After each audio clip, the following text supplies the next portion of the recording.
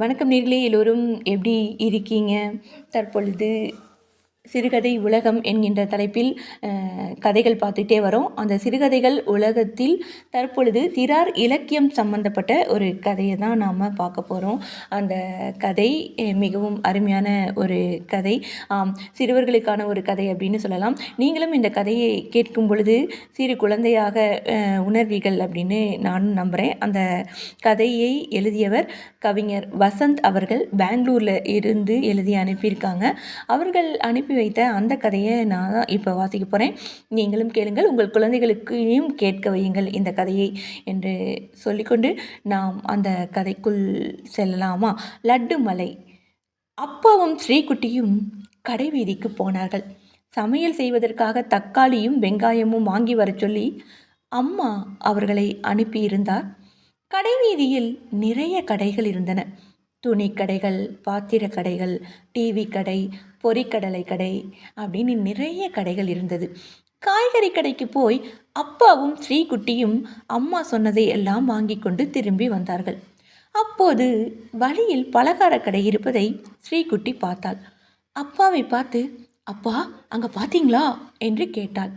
அவள் பலகார கடையை தான் கேட்கிறாள் என்று தெரிந்தும் அப்பா தெரியாததைப் போல, ஆமாம் அங்கே ஒரு வண்டி நின்றுட்டு இருக்கு, மாடு படுத்துருக்கு, போஸ்டர் பக்கத்தில் நாய் ஒன்று வேடிக்கை பார்க்குது என்றார்.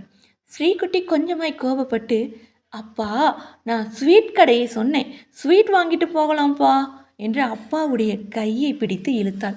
அப்பாவும் சிரித்து கொண்டே சரி வா போகலாம் என்றார். இருவரும் ஸ்வீட் கடைக்கு போனார்கள்.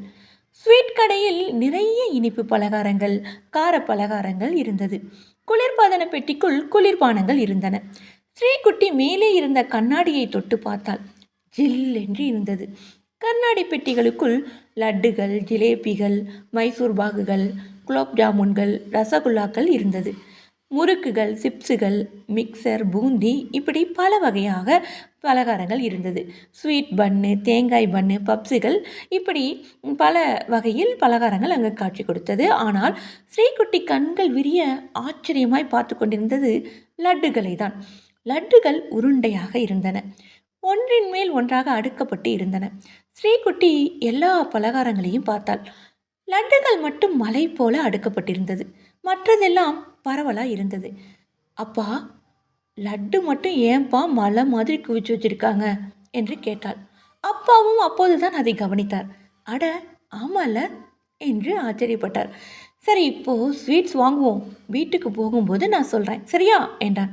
ஓகேப்பா என்றாள் ஸ்ரீகுட்டி. 1/2 கிலோ முறுக்கும் 1/2 கிலோ லட்டும் 1/2 கிலோ குலோப் ஜாமுனும் வாங்கிவிட்டு இருவரும் கடையிலிருந்து வெளியே வந்தார்கள். இருவரும் வீட்டுக்கு நடக்க தொடங்கினார்கள். அப்பா லட்டு கதை சொல்லுங்கப்பா என்று ஞாபகப்படுத்தினாள் ஸ்ரீகுட்டி. சரி சொல்கிறேன் என்று அப்பா சொல்ல தொடங்கினார். முன்பொரு காலத்தில் சூரியனும் பூமியும் மிகவும் பக்கத்தில் இருந்தன. சூரியன் அதிக வெப்பமாக இருந்ததால் பூமியும் வெப்பமாக இருந்தது. அப்போது பூமியில் தண்ணீரே இல்லை. பூமியில் குளிரே இருக்காது. எப்போதும் வெயில் காலம் போல சூடாகவே இருந்தது. பிறகு மெல்ல மெல்ல சூரியன் தள்ளி தள்ளி போனது. பூமியில் கொஞ்சம் வெப்பம் குறைந்தது, கொஞ்சம் குளிரும் வந்தது. அதனால் தண்ணீரும் உண்டானது. அப்படியே சூரியன் தூரமாய் போய்கொண்டே இருந்தது.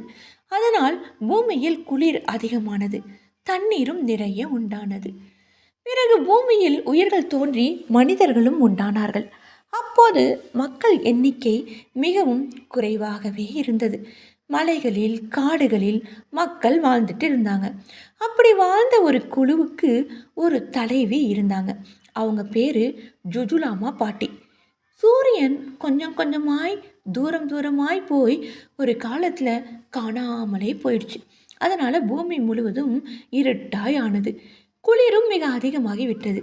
மனிதர்களால் வாழவே முடியவில்லை. அவர்களும் ஜுஜுலாமா பாட்டியும் ஆலோசனை செஞ்சாங்க. அப்போது குளிராகவும் இருந்தது, இருட்டாகவும் இருந்தது. எல்லோரும் கனமான போர்வைகளை போர்த்தி கொண்டார்கள். கற்களை உரசி தீ வர செய்து அதில் சருகுகளை எரித்து வெளிச்சம் உண்டாக்கினார்கள். உலகத்திற்கு சூரியனை எப்படி மீண்டும் கொண்டு வருவது என்று யோசித்தார்கள். அப்போது ஜுஜுலாமா பாட்டி சொன்னார்கள், சூரியன் பக்கத்தில் இருக்கும்போது கொஞ்சம் கொஞ்சம் ஒளியை சிந்தி இருந்தது. அதையெல்லாம் ஒன்றாகி சேர்த்தால் பெரிய ஒளி உருண்டை கிடைக்கும். அதை வானத்தில் எரிந்தால் சூரியனாகிவிடும் என்று சொன்னார்கள். அதை எல்லோரும் ஒப்புக்கொண்டார்கள். ஆனால் அதை ஒரு முறை எரியும் போது எங்காவது போய் விழுந்துவிட்டால் என்ன செய்வது என்று யோசித்தார்கள். கடைசியாக அவர்கள் ஒரு முடிவு செய்தார்கள். பூமியில் ஓரிடத்தில் இருந்து சூரியனை ஒருவர் எரிய வேண்டும். தூரமாய் போய் இன்னொருவர் அதை பிடித்து கொள்ள வேண்டும். பிறகு அவர் அங்கிருந்து சூரியனை எரிய வேண்டும். இவர் இங்கே சூரியனை பிடித்து கொள்ள வேண்டும். இப்படி செய்தால் சூரியன் எங்கும் தொலைந்து போய்விடாது. மேலும் அது பூமிக்கு பக்கத்திலேயே இருக்கும் என முடிவு செய்தார்கள். அதன்படி ஜுஜுலாமா பாட்டி கீழே சிந்தி இருந்த ஒளியை எல்லாம் சேர்த்து உருண்டையாக்கினார்கள். அது மஞ்சள் நிறத்தில் வெளிச்சம் தந்தது. அங்கிருந்த மனிதர்கள் ஜுஜுலாமா பாட்டிக்கு வணக்கம் சொல்லிவிட்டு அங்கிருந்து கிளம்பினார்கள். அவர்கள் நிறைய தூரம் பயணம் செய்தார்கள். மலைகளை தாண்டினார்கள், ஆறுகளில் நீந்தினார்கள். கடைசியாக பெரிய கடலையும் தாண்டி அந்த பக்கம் போனார்கள். ஜுஜுலாமா பாட்டி அந்த ஒளி உருண்டையுடன் மலை உச்சிக்கு போனார்கள். வானம் இருட்டாயிருந்தது. 100 நட்சத்திரங்கள் மின்னிக் கொண்டிருந்தன. ஜுஜுலாமா பாட்டி மலை உச்சியிலிருந்து சூரியன் என்று பெயர் வைத்த அந்த ஒளி உருண்டையை வானத்தில் தூக்கி வீசினார்கள்.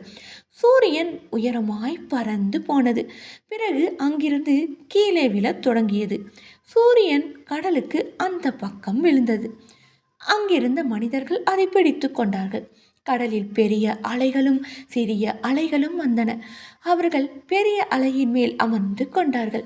பெரிய அலை உயரமாயிருந்தது. அது இன்னும் உயரமாய் எழும்போது அவர்கள் சூரியனை மறுபடியும் வானத்தில் எறிந்தார்கள். சூரியன் வானத்திற்கு போய் மறுபடியும் மலை உச்சியில் விழுந்தது. அங்கே இருந்த ஜுஜுலாமா பாட்டி சூரியனை பிடித்து கொண்டார்கள்.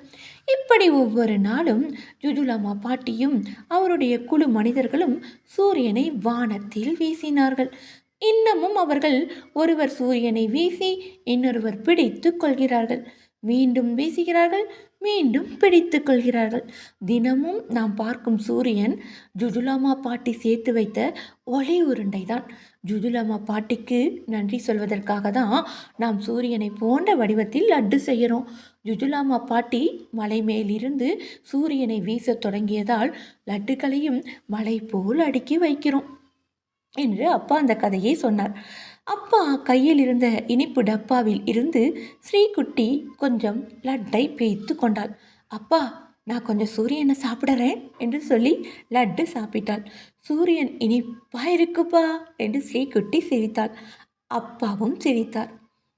ஏனெனிலே இந்த கதை சிறார் இலக்கிய வகையை சேர்ந்தது. கவிஞர் வசந்த் பெங்களூரில் இருந்து எழுதி அனுப்பி வச்சுருந்தாங்க. லட்டுமலை என்கின்ற தலைப்பில் இப்படியான சிறாருக்கான இலக்கியத்துக்கான கதைகளையும் நீங்கள் கண்டிப்பாக எழுதி அனுப்புங்கள். அவர்களுடைய அருமையான படைப்புகளை வாசித்து குழந்தைகளுக்கான கதைகளாகவும் நாம் எடுத்து செல்லலாம். இதுவரை நிகழ்ச்சியோடு இணைந்திருந்தீர்கள். கதை எப்படி இருந்தது அப்படிங்கிறத நீங்கள் பதிவு செய்யுங்கள். அன்பு நேயர்களே, மீண்டும் இதுபோல் ஒரு அருமையான கதை நிகழ்வில் சந்திக்கலாம். அதுவரை உங்களிடமிருந்து விடைபெறுவது நான் உங்கள் அன்பு அறிவிப்பாளர் சகோதரி இளையவேணி கிருஷ்ணா. வணக்கம் அன்பு நேய சொந்தங்களே. நன்றி நேயர்களே.